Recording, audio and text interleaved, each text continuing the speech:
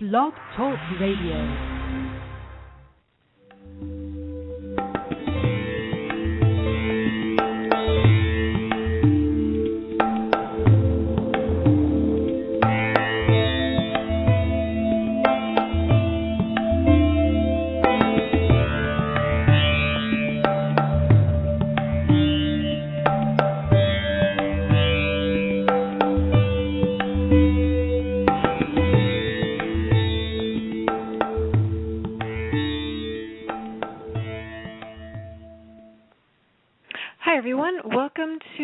Coach on Blog Talk Radio. I'm your host, Edie Summers, and I am so grateful. We have a really special guest today. This is going to be a really great conversation, so I encourage people to call in if you're listening. I guess call-in number is 619-393-2911. My guest today is David Emerald. He's the author of the Power of TED book, an executive coach, an uplifting keynote speaker who lives in the Pacific Northwest with his wife and business partner, Donna.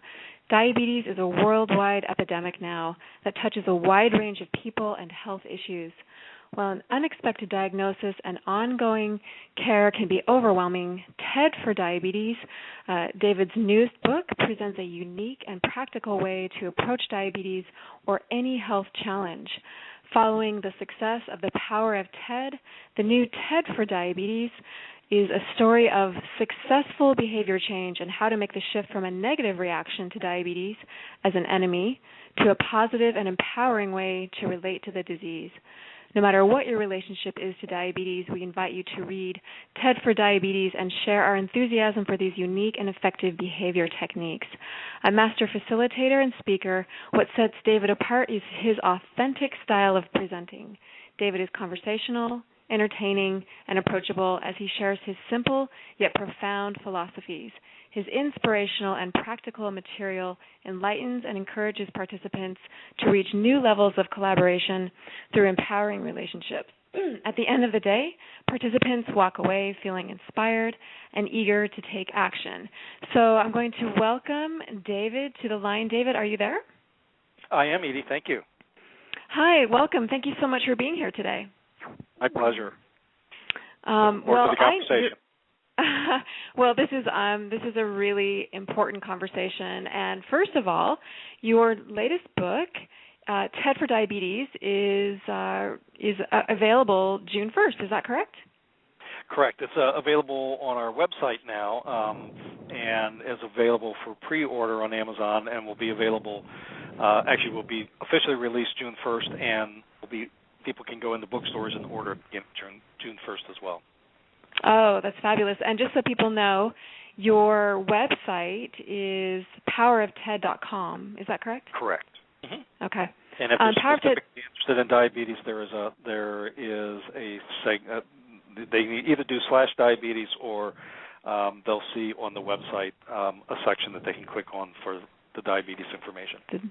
The diabetes book. Okay, perfect. So that would be powerofted.com/diabetes if you're specifically Correct. Looking for TED for Diabetes. So I was wondering, David, if you could, we're going to get into what TED is. Well, first of all, let's start. What is TED for anyone who doesn't know? What Sure. does TED stand for? TED is an acronym that stands for the Empowerment Dynamic. And some people and some of your listeners may be aware of TED Talks, and this is not TED Talks is different than the Power of TED and the Empowerment Dynamic. And the Empowerment Dynamic is a set of relationship roles and dynamics that we will certainly get into in our conversation that serves as what I call the antidote to the dreaded drama triangle, or what's classically known as the Karpman drama triangle that was developed by Stephen Karpman, which involves the interplay of the roles of victim, persecutor, and rescuer. And so TED is the antidote, if you will, to a victim way of being and the drama triangle roles and relationship dynamics. Well, that sounds really fascinating, and I know it's going to be really interesting is how this applies to health challenges, how we can take this new way of thinking moving out of the drama triangle and apply it to any type of health challenge that someone may have. And in particular, we're going to be talking about diabetes today. But I was wondering if, first of all, if you could tell us more about yourself and how you moved from being a well-known leadership consultant to becoming interested in talking about diabetes. Well, boy, in terms of my background is, Edie, has been for the past 30 years, has been in, frankly, more focused on organizational leadership. And so I have been a consultant and I've worked internally in companies for the past 30 years and started applying some of the principles and practices around leadership development to what I call self-leadership. How do we lead our own lives? And that really began with the original Power of TED book, which was published about 6 years ago. And actually, I have to smile a little bit in that I can't say that I became interested in diabetes so much as I got challenged by diabetes, in that literally within about a month of the publication of The Power of TED, I received a diagnosis of type 2 diabetes. And so I've been in relationship, if you will, with diabetes now for about 6 years. It's interesting how you say you've been in relationship with diabetes. Well, and the reason why I say in relationship is that, again, a big part of TED is about relationship roles and dynamics. So actually, if it's okay, why don't I go ahead and share a little bit about my diagnosis and how it played into first the drama triangle. Sure, absolutely. And so what happens? Well, actually, and before I do that, let me give a little bit larger context to the drama triangle, because this will be very germane to not only diabetes but any chronic disease or frankly any health challenge. Is that the dreaded drama triangle is rooted in a particular mindset, or what I call an orientation, that is problem-focused, it's anxiety or fear-driven, and it's reactive in nature. And in the TED work, we refer to the orientation as a FISB model. FISB is an acronym that stands for Focus, Inner State, and Behavior. And so in the victim orientation, our focus is on problems. So when I heard the diagnosis from my doctor and he confirmed the diagnosis of needing to declare me as having diabetes, I certainly saw it as a problem. It certainly engaged anxiety or fear. You know, what does that really mean? What's it mean for the way I live my life? And then there is a variety of reactions which we can talk to.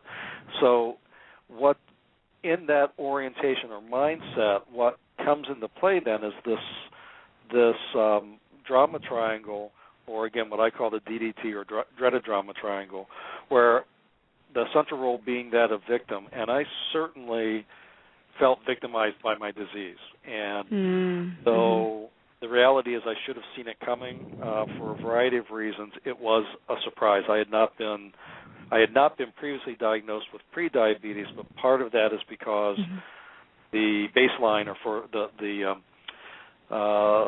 the line had changed on prediabetes and diabetes, in the time that I had not been seeing my doctor, or had switched doctors. So I saw the diabetes as the persecutor, and then hoped that my doctor or the medical profession would be my rescuer. And right. Okay. And so what happens in the and that's pretty classic for anybody that receives whether it's cancer, whether it is some other type of diagnosis. We also experience what in TED for Diabetes we refer to as SARA, which you'll see that I love acronyms, but SARA. Typically, what SARA stands for, and it's SARAH, is that we're shocked or at least surprised, And then very classically, we then go into the A of Sarah stands for anger, or, why me? How could this happen to me? The R is then kind of rejection or rationalization. Well, it's not that bad. Maybe if I ignore it, it'll go away. And then the second A is around getting to a point of acceptance, and accepting that this is the hand I've been dealt. And then the H stands for really reaching out for help. But again, the classic response is the hope that we're going to be rescued from the diagnosis, whether it's by the doctor or medication or whatever. Interesting. Instead of becoming empowered, which is what TED is all about. So, right. And we're going to be getting more into that soon here. And I was first wondering, you co-authored this book, TED for Diabetes, with Dr. Scott Conard from Dallas, Texas. Conard, yes. Conard, yes, and okay, and so, and I was just wondering, how did the two of you connect? Why did you decide to write this book together? What was your kind of intention? Yeah, well, I think it's an interesting story. I hope you and your listeners find it an interesting story. Dr. Scott, as we really refer to him, but Dr. Scott Conard was actually a participant in a leadership program that I was a guest faculty member of in Dallas, and as part of the leadership program that he was a part of, they were given the power of TED to read prior to my coming to speak to them.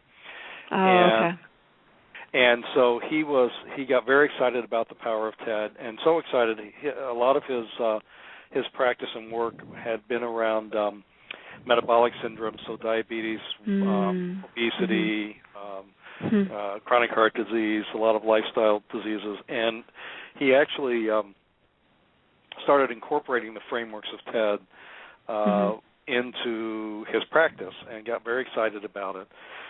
And part of the story is that he came I'm in the Seattle area, and he came to Seattle for an endocrinology conference and was bored one afternoon and knew that I lived up here somewhere, tracked me down, and I happened to be in town. I also live on the road a lot.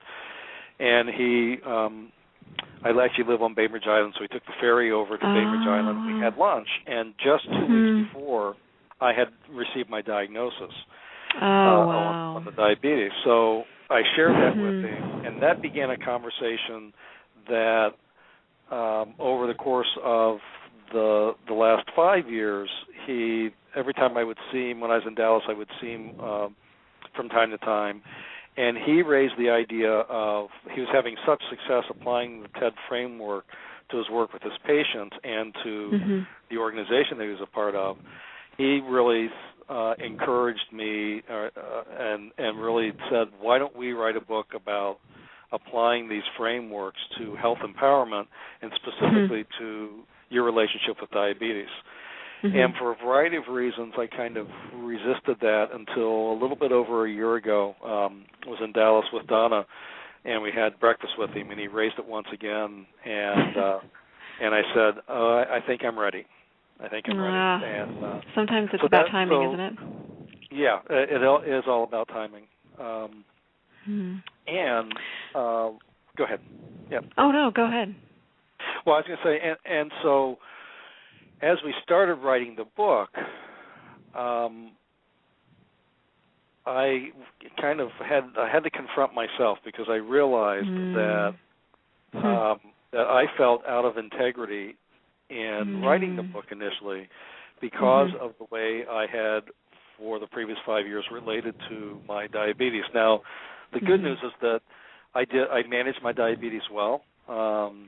I stabilized my readings and actually from a diabetes management standpoint, I was doing quite well. But what I realized was that my relationship really was still one of the victim orientation. And one of the aspects of the victim orientation itself is that we end up creating or kind of experiencing what I call the roller coaster, and we talk about this in the book. And what I mean by the roller coaster is and a lot of us can relate to this in terms of weight gain and weight loss, is with my diabetes, I would focus on exercising. I would do my fasting blood sugar in the morning, and again would manage it well. My numbers, so to speak, to use diabetes language, but my numbers would improve. And as situation improves, what we tend to do is we actually lose energy for action because our anxiety diminishes. It's like, oh, good, things are going well, and my anxiety diminishes, and then I would not stay focused, and I would not exercise as regularly, or not, I'd sneak some ice cream, whatever, for me. And then my numbers would go back up, and then I'd get re-engaged and focused, and the numbers would go back down, and things would be going well, and then I would kind of backslide. And that's the roller coaster a lot of us can relate to in terms of weight gain and weight loss, and that, we stay focused, or we drop some pounds, and then, I don't know, we go on vacation or we go on the holidays, and we say, gee, I'm feeling good, and I'm not going to worry about the discipline, except that when we come back from vacation or come off the holidays, we don't stay focused on what we're really trying to create, and we end up kind of backsliding. So that's what I mean by the roller coaster. And I was in that relationship with my diabetes. I realized that's fascinating. Go ahead. So I realized, and this can take us into, if you're ready for this, so what I realized is I really needed to shift my focus, because another part of the problem orientation is we're focused on what we don't want and what we don't like. And obviously, we don't. I didn't like the fact that I was dealing with diabetes, and so I shifted my focus from a problem, seeing the diabetes as a problem to react to, to what we call a creator orientation, which has a very different FISB. And again, the FISB stands for focus, inner state, and behavior. And in adopting a creator orientation, we put our focus on an envisioned outcome. What is it we want to create?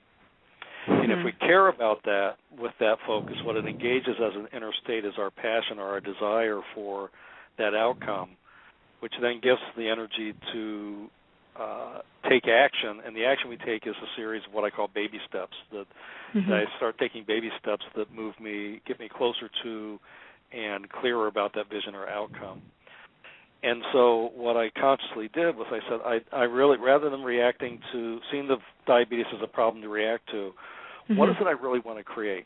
And what I realized is what I really wanted to create in my life was optimal health. Wow. And to put my focus on creating optimal health and taking the baby steps that allow me to start to move from my current reality, and that reality included having diabetes and needing to pay attention to numbers and all that kind of realities that individuals with diabetes are faced with. But rather than really putting the focus on diabetes, the focus became one of creating health. Fabulous. And that really shifted, and then, as often happens when we really put our focus on what's really important to us, all kinds of serendipitous things started to happen, including within 2 weeks of making that declaration, a friend of ours was talking with Donna and shared with her a particular program, and there are a lot of programs out there like this, but called Take Shape for Life, that is Dr. Wayne Anderson and his Habits of Health. And what could be a long story short, as started really following this process, which was really about creating health rather than reacting to disease. Over the course of the time of writing the book, I dropped, I'll do it percentage-wise, but I dropped about 10 to 15% of my body weight. Wow. And that's amazing. By the time we were done with the book, at that point, now I have backslid a little bit, so I want to be really honest here, but I actually had essentially reversed my diabetes. My numbers were actually coming in at the pre-diabetes stage rather than the diabetes stage. That is amazing. And I just got. Go ahead. That's what people say. A few weeks ago, and I'm back over the line barely, and I've kind of refocused. But something shifted. Yes, absolutely. And what then shifts, and so if the dreaded drama triangle is rooted in this problem reactive orientation or victim orientation, TED, the empowerment dynamic, is a different set of relationship roles and dynamics that then become possible out of a creator orientation. And the corollaries of the antidote, so the antidote to the role of victim is the role of creator. So I really stepped into, and part of the book is about helping people see that they can step into a mindset and a space in which they really own their capacity to create health and well-being, even with a chronic disease. And that another aspect of being a creator is that we have the capacity to choose our response to the situations we find ourselves in. And therefore, just amazing. Go ahead. Rather than reacting to the diabetes or the health condition as a persecutor, in a creator orientation, we can shift our relationship to that disease to one of what I call a challenger, in the sense of what does this come into my life to challenge me to learn, to grow, and to develop. And rather than seeing my doctor or the medical profession as a rescuer, I can engage them more as a coach. And I actually did engage with a health coach as part of the Habits of Health process. And so the roles of creator, challenger, and coach replace the roles of the victim, persecutor, rescuer. And that, again, that's what that is the creator, challenger, coach roles and the relationship dynamics. And so a whole different way of relating to my disease. And that's, I mean, you said so many amazing things there that are really some really seminal points. First of all, you're talking about, like, you don't want to, I think one of the hardest things to do when you have a chronic condition is to be honest with yourself about it. But I know that I believe this as well. But you say this as well, that you need to tell the truth about your reality in order to shift your relationship with your chronic condition. That's one of the key points. And then one of the other key points that we're going to get into this a little bit deeper, but is that you want to move away from reacting to your condition, into taking action. Is that correct? Right, exactly. Yeah. And taking action toward what it is that you want to create, toward what it is that you want to grow into. Yes. And that's actually part of what's in coaching is known as positive psychology, and it makes all the difference. What you focus on takes focus. That's one of my favorite phrases. And so I think, and it's so interesting because I think a lot of people with chronic conditions, it's hard enough to be diagnosed with a chronic condition, but then on top of it, we have to face ourselves. And when you're talking about is it called the victim? The whole drama triangle the drama triangle is what most of us, I would say, if not all of us, except for very few individuals, are used to in everything in life. Isn't that kind of safe to say? That's actually what I call our default. That as human beings, we tend to, our default orientation is that problem-focused, anxiety-based, reactive way of being. And unfortunately, and this is part of what the Power of TED itself is about, or the original book, is that unfortunately for a lot of us, the underlying assumption is a day without drama is as good as it gets. When the reality is, we, as you well know as a coach, that we can be focused on discerning what it is that we want to create, and that we do have the capacity to. And again, even in the face of a chronic disease, we have the capacity to create a measure of health and well-being, and to have satisfying, resourceful lives, even with the current realities of the disease. Yes. And in my experience, sometimes you can even experience more vitality, as strange as it sounds. It can, so people don't want to hear it sometimes, but sometimes it's the best gift that you can be given is to have this new reality in your life, because it does make you, if you choose, you can focus more on health because you want it more.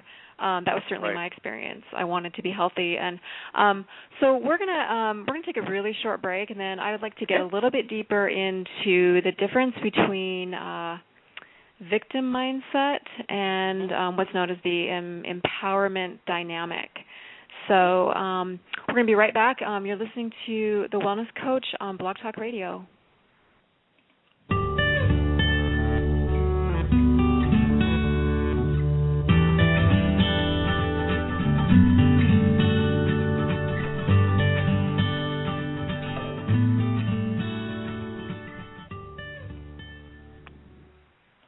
Hi, everyone. Welcome back. You're listening to The Wellness Coach on Blog Talk Radio. I'm your host, Edie Summers, and my amazing guest today is David Emerald.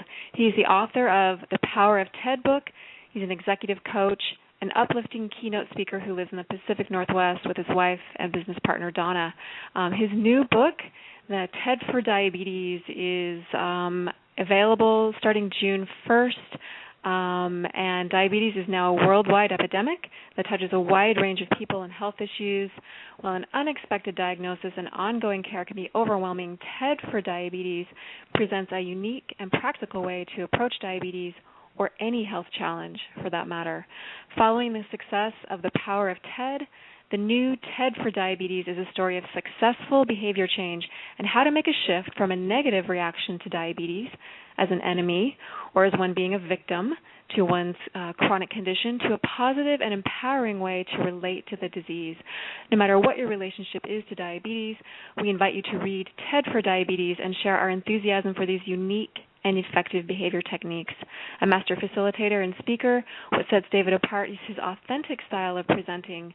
David is conversational, entertaining, and approachable as he shares his simple yet profound philosophies. His inspirational and practical material enlightens and encourages participants to reach new levels of collaboration through empowering relationships. And that would include the relationship that you have with yourself and maybe a chronic condition that you may have. At the end of the day, participants walk away feeling inspired and eager to take action, which is kind of the whole point. The website to check out is powerofted.com. TED is spelled TED. And so, David, I was wondering if we could get a little bit deeper into, let's talk a little bit more about the empowerment dynamic now, since we're all so used to drama. I know that, like you were saying, is sort of the default. I think a lot of us don't even realize that kind of is our default. What lies beyond drama and being a victim or being the rescuer or the persecutor? What lies beyond all of that? Well, what is beyond all that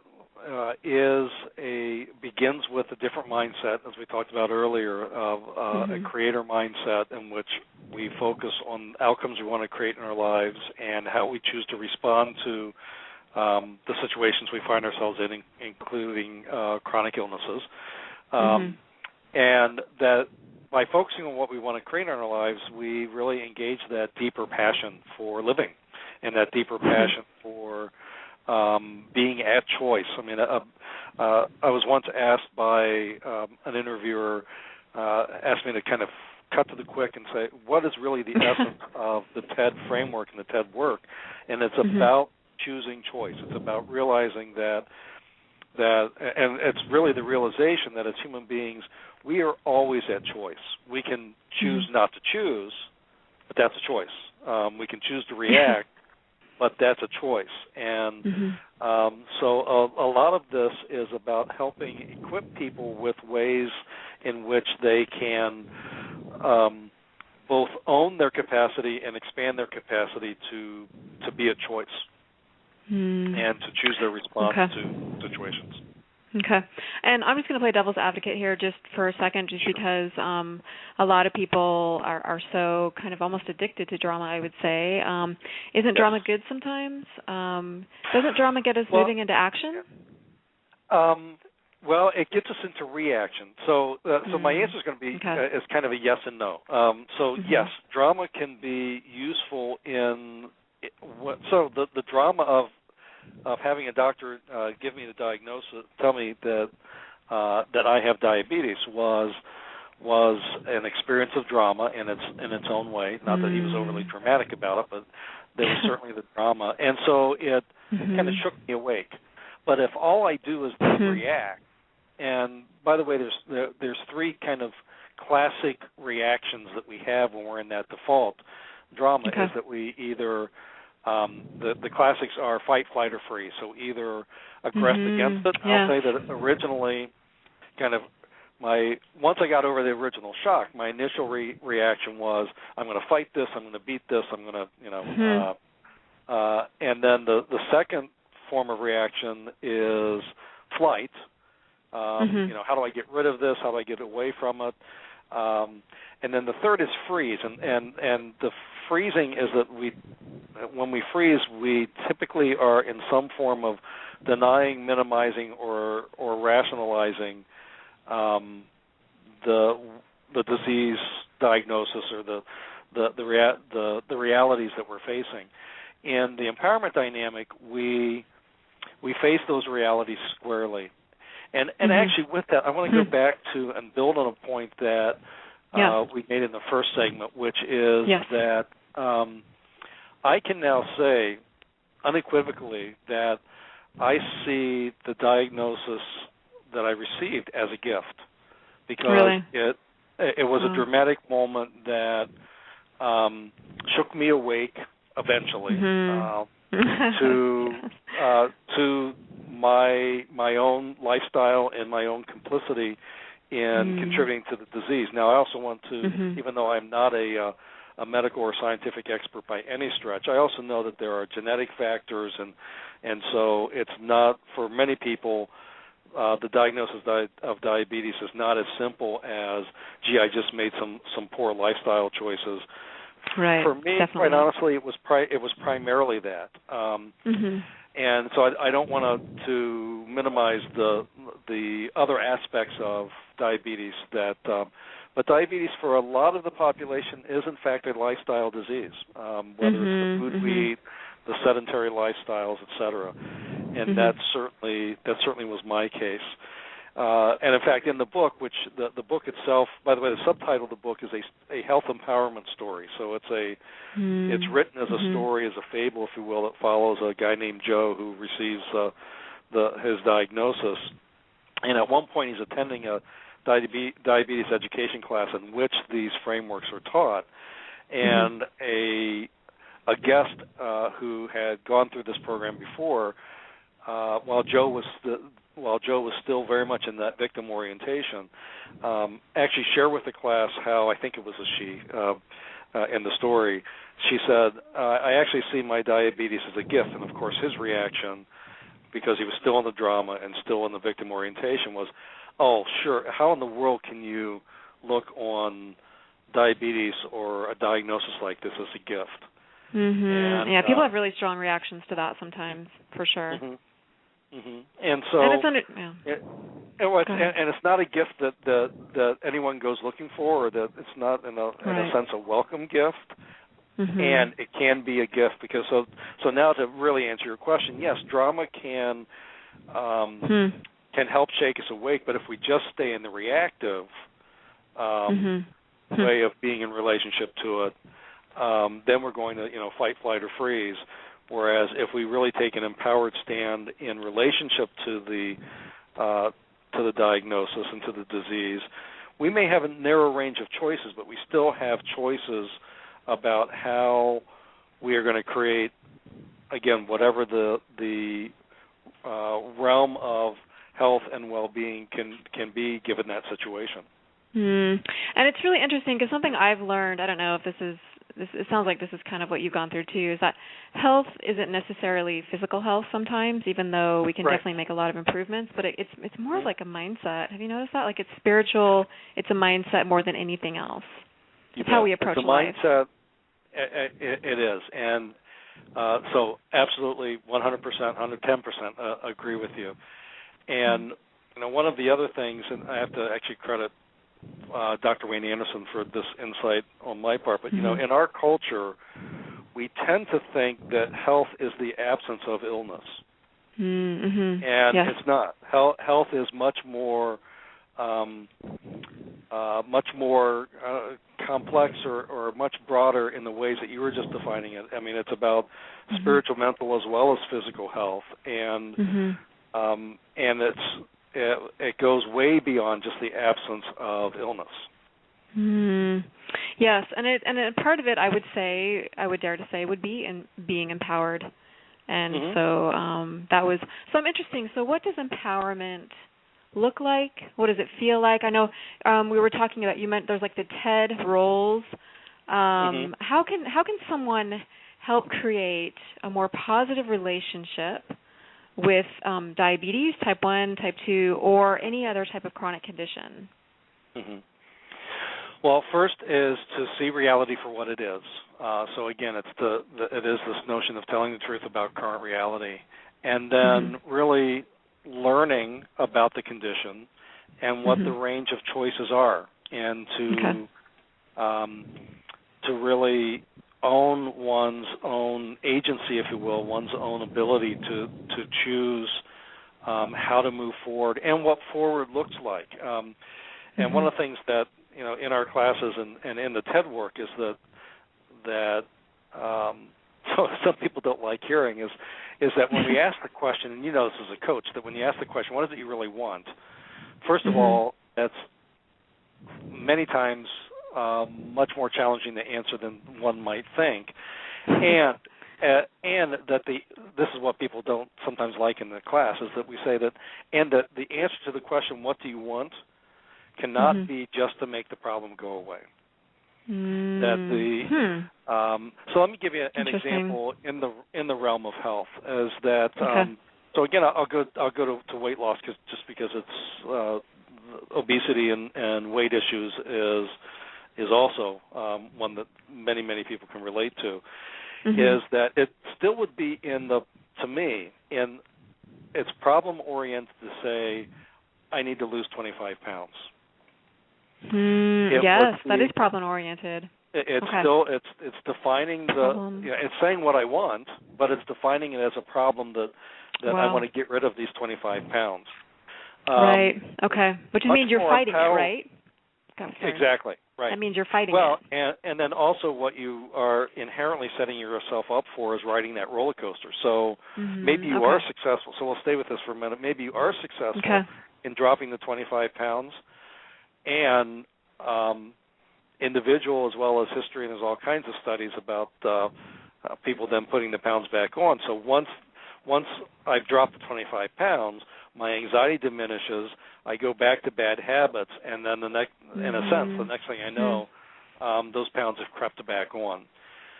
Actually, much more empowering, as soft as this may seem, to set a vision of fitting into a size fill-in-the-blank pants, or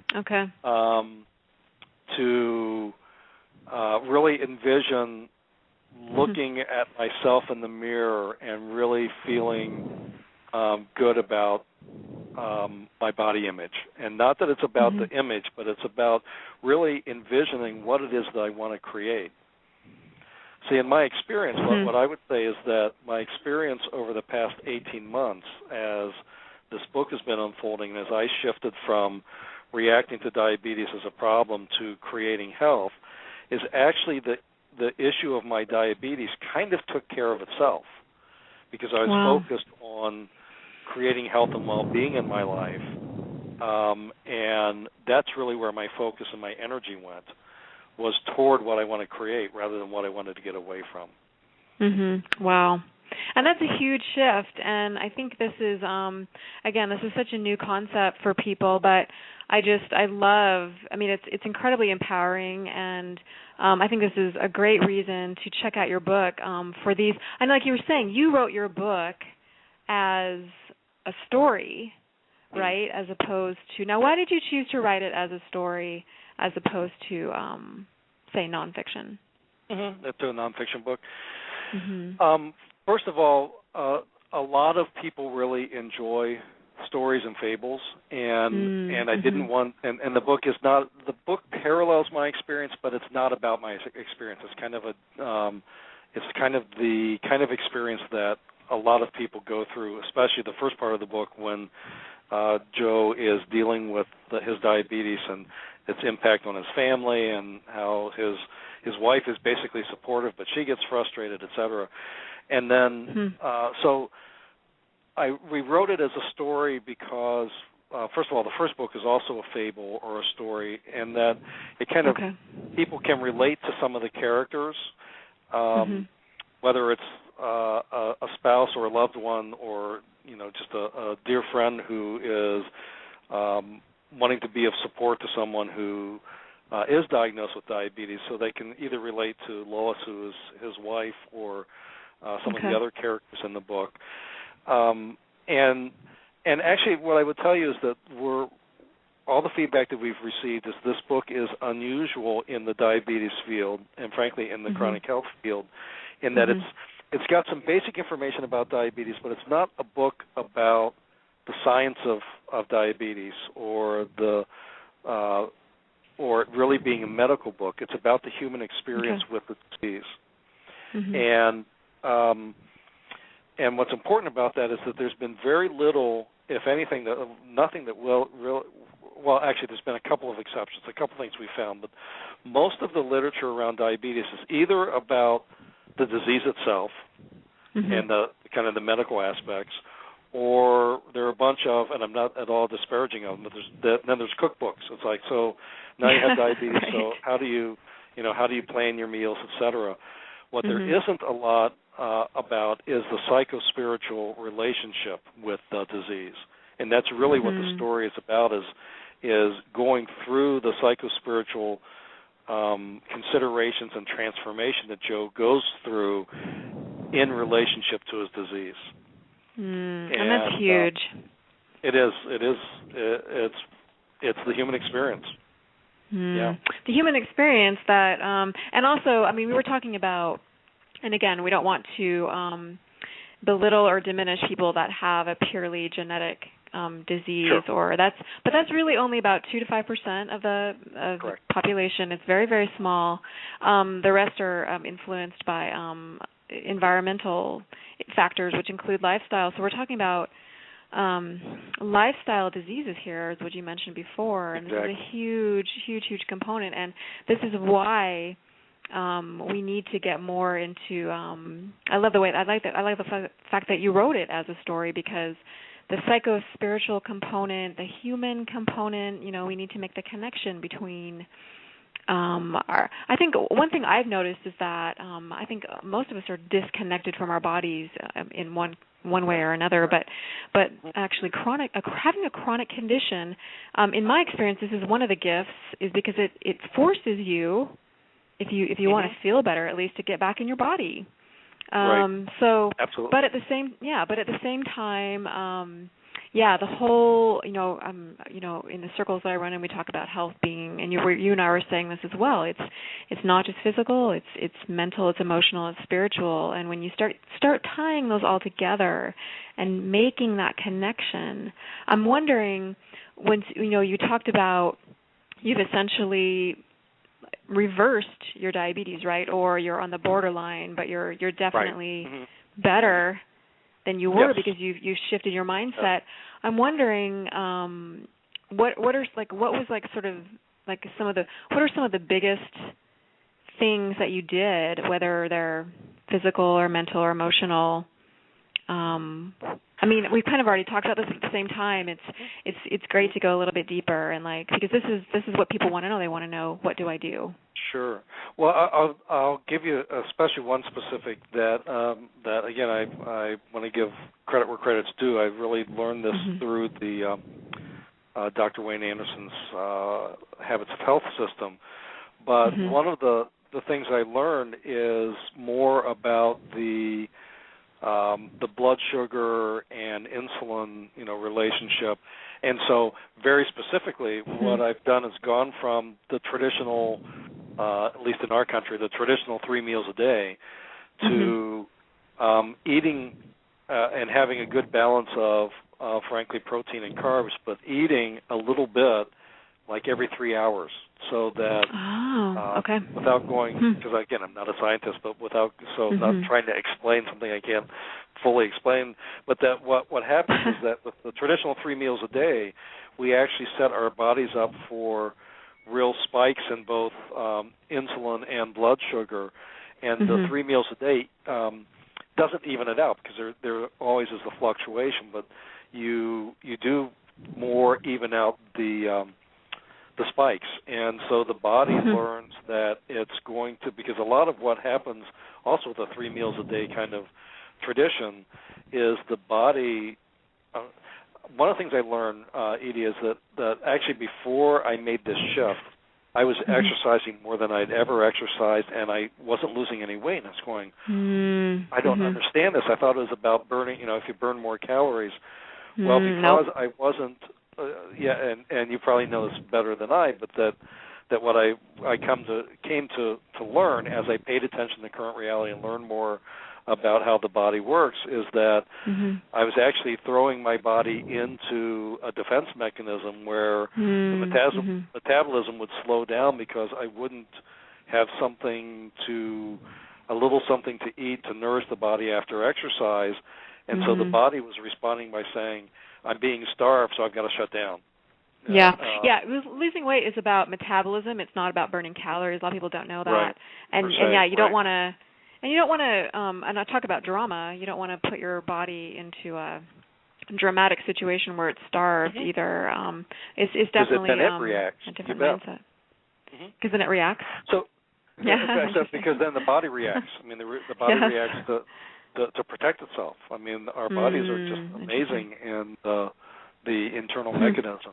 So that's just one example of some of what I call the baby steps. And then it was really watching the portions that I ate. It was I actually backed off some of the intense exercise I was doing and started walking more and doing, in a sense, less. I mean, aerobics is important, but I was doing less aerobics than I had been before.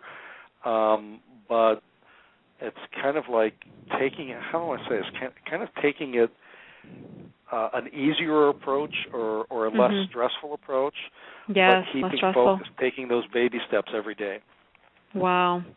And interesting, and you're mentioning, so there are a couple things there that you're mentioning. I think that, less stressful is also moving out of drama. I think it's interesting because we get into talking about why maybe we react to everything being so dramatic or react out of fear. I think it could be part of our primitive brains, of we're always making sure that we're safe and that no harm is going to come to us. But we also, we're pretty advanced human beings at this point. We've got these pretty big brains, and our brains have evolved, and so we've got these whole other parts of our brains and cells that maybe we aren't using as much, and maybe this is where empowerment, moving into the empowerment role is works, and also creating as opposed to reacting to everything. But but it's interesting, and also, but I think stress is a big part of that, because I think stress is. It is. It's, I don't know exactly the role that it plays in developing diabetes, but certainly in any chronic condition that you have, you want to minimize your stress, which again is about moving out of drama on any level.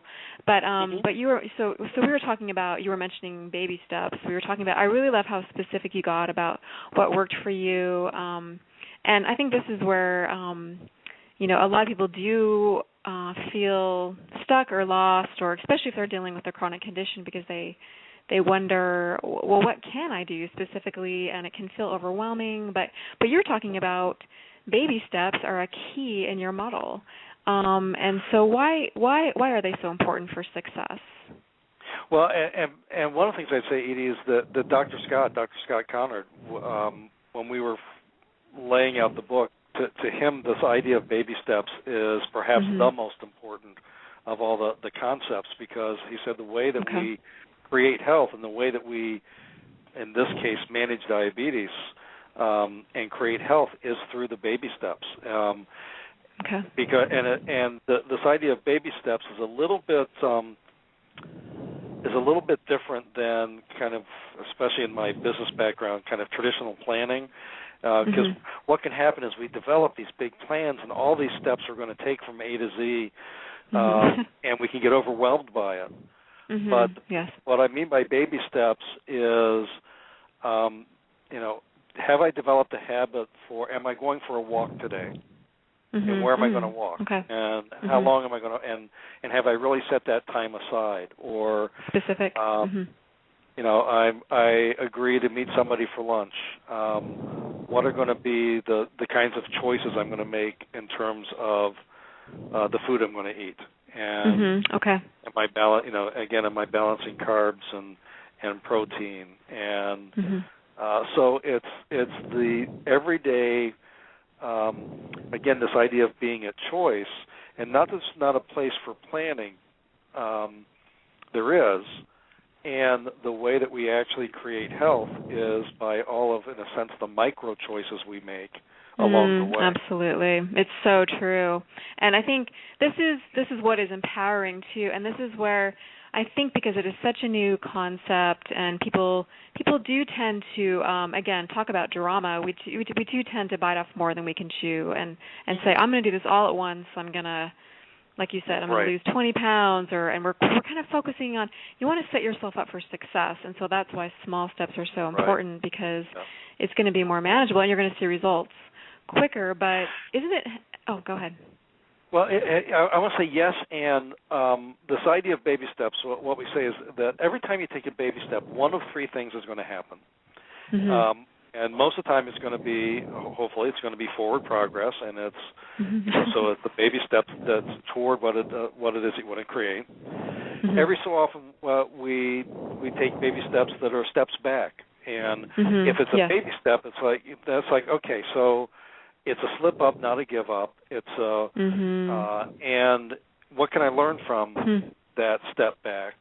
And then so it could be a step up, it could be a step back, and then the third, which is really enticing, is we never know when a baby step's going to be a quantum leap or a breakthrough that would not have happened had we not taken the baby step.